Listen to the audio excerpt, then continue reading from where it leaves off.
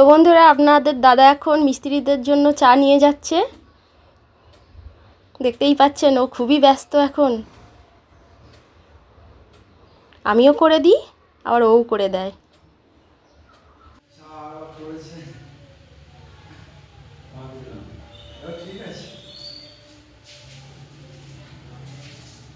নমস্কার বন্ধুরা, সবাই কেমন আছেন? নিশ্চয়ই ভালো আছেন। চন্দনা ফুড হাবে সবাইকে স্বাগত জানাই। তো বন্ধুরা দেখুন, এই বর্ষার তাল কিন্তু এখন খুবই ভালো লাগে খেতে। আর দেখুন, তালগুলো একদম টাটকা, একদম পাকা তাল আপনাদের দাদা এনেছে। দুটো তাল এনেছে। তো আমি এখন এগুলো ছাড়িয়ে নিচ্ছি।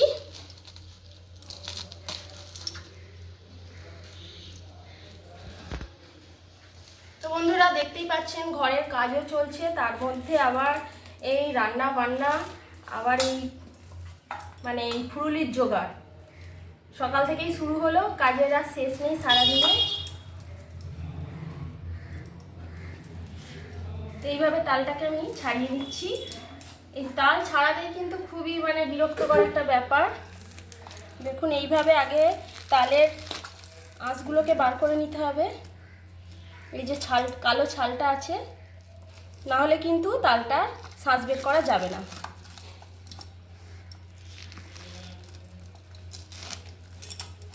আর তালগুলো দিয়ে খুব সুন্দর একটা সুগন্ধও বেরিয়েছে, একদম পাকা। তো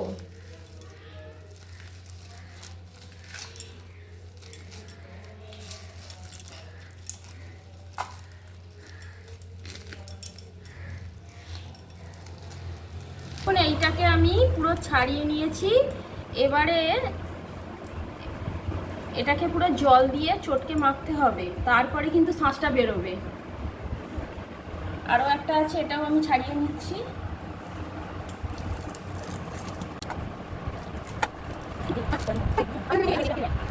তালগুলোকে এখন আমি এই জল দিয়ে একটু ভালো করে চটকে নেব, তাহলে কিন্তু শাঁসটা খুব ভালোভাবে ছাড়িয়ে যাবে। দেখুন, এখানে আমি জল দিয়ে দিচ্ছি। জল দেওয়ার পরে এইভাবে একটু করে নিতে হবে। এখানে বন্ধুরা দেখুন, 3টে আঁটি আছে। এই দেখুন, 3টে আঁটি। তো এগুলো জল দিয়ে, খুব ভালো করে জল দিয়ে এটা চটকে নিতে হবে। এইভাবে করলে কিন্তু শাঁস বের করাটা কোনো ঝামেলা নেই, খুব সহজেই শাঁস বের করা যাবে।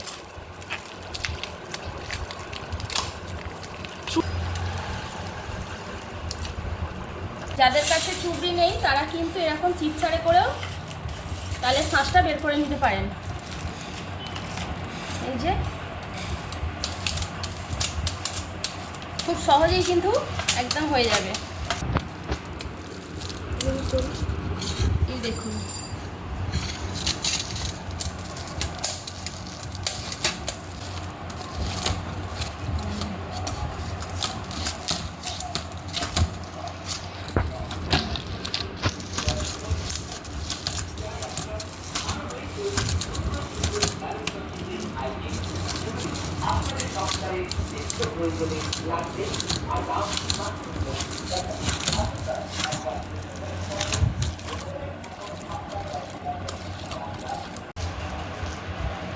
এটা ইউটিউবে লাইভ করবে হবে।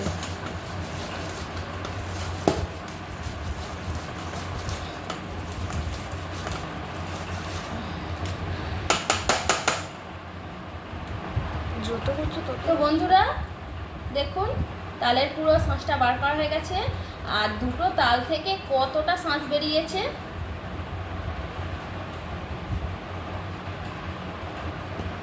এখন আরো করলে আরো হবে, আরো করলে আরো হবে। যত বন্ধুরা এগুলো যত ঘষবো ততই শাঁস বেরোবে। দেখুন, এর মধ্যে এখনো কিন্তু অনেক শাঁস আছে। এই তো এই সাইডটা পুরো ভর্তি, পুরো ভর্তি।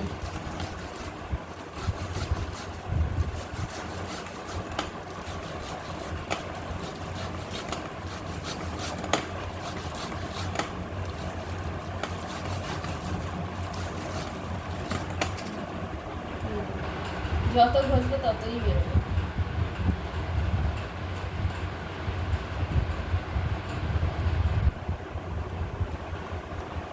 তো আমার তালের শাঁসটা বার করা হয়ে গেল।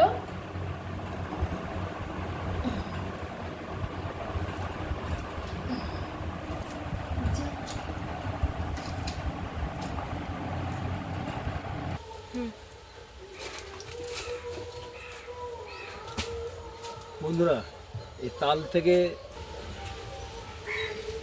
তালের শাঁস বার করে নেওয়া হয়েছে। এরপর থেকে যাচ্ছে আঁটি। এই আঁটিগুলোকে আবার এখানে মাটিতে দিয়ে দিলে পারে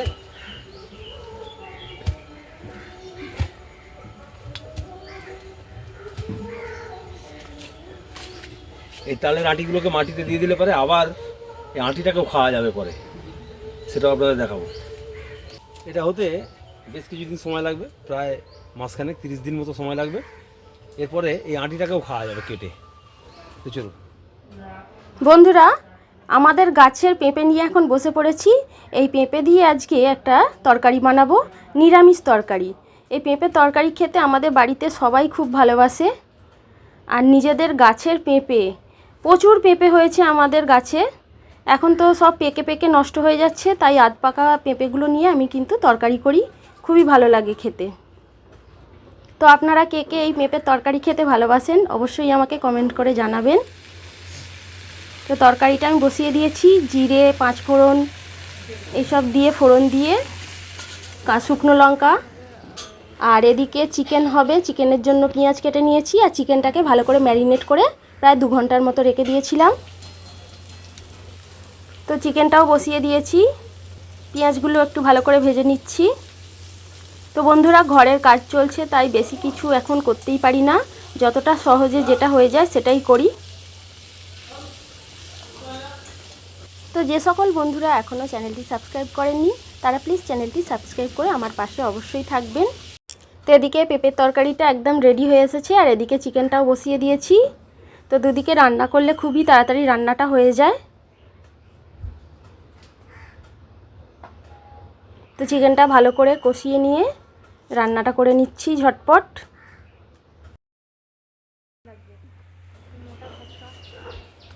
আর এদিকে তো ঘরের কাজ চলছে, জানি না কবে শেষ হবে। টুকটাক করে প্রত্যেক দিনই প্রায় কাজ হচ্ছে।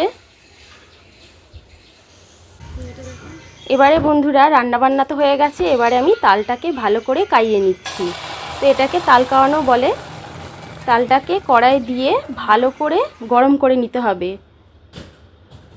দেখুন, এইভাবে গরম করে ভালো করে ফুটিয়ে নিতে হবে প্রায় 5-10 মিনিট ধরে।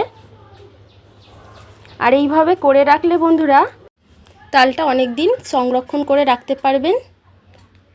দেখুন, এইভাবে নাড়াচাড়া করতে থাকতে হবে অনবরত, নিচেটা যাতে না বসে যায়, তাহলে কিন্তু তালটা পুড়ে যাবে। নাড়াচাড়া করতে করতে তালটা ফুটবে।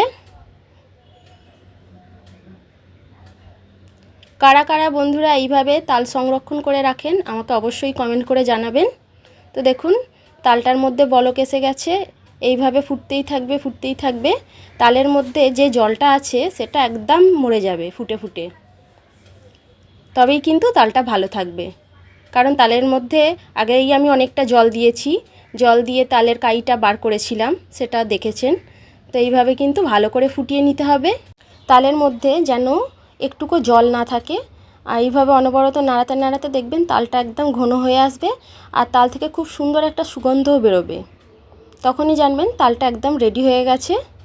তো আপনারা যে কোনো পাত্রে, মানে প্লাস্টিকের কন্টেনারেই হোক বা স্টিলের পাত্রেই হোক, আপনারা রেখে এটা ফ্রিজের মধ্যে রেখে দিলে অনেক দিন কিন্তু ভালো থাকবে। তো আমি এখানে একটা স্টিলের টিফিন বাক্স নিয়ে নিয়েছি। তো এটাকে একদম ঠান্ডা করে ফ্রিজে দিয়ে দেবো। তারপরে যখন ইচ্ছা বার করে যে কোনো রেসিপি বানানো যাবে তালের। তো বন্ধুরা, পরের ভিডিওতে তালের অবশ্যই একটা রেসিপি বানিয়ে দেখাবো। তো এইভাবে করে আপনারা দীর্ঘদিন সংরক্ষণ করে রাখুন। আর আজকের এই ভিডিওটা কেমন লাগলো অবশ্যই কমেন্ট করে জানাবেন। তো সবাই সুস্থ থাকুন, ভালো থাকুন। ধন্যবাদ বন্ধুরা।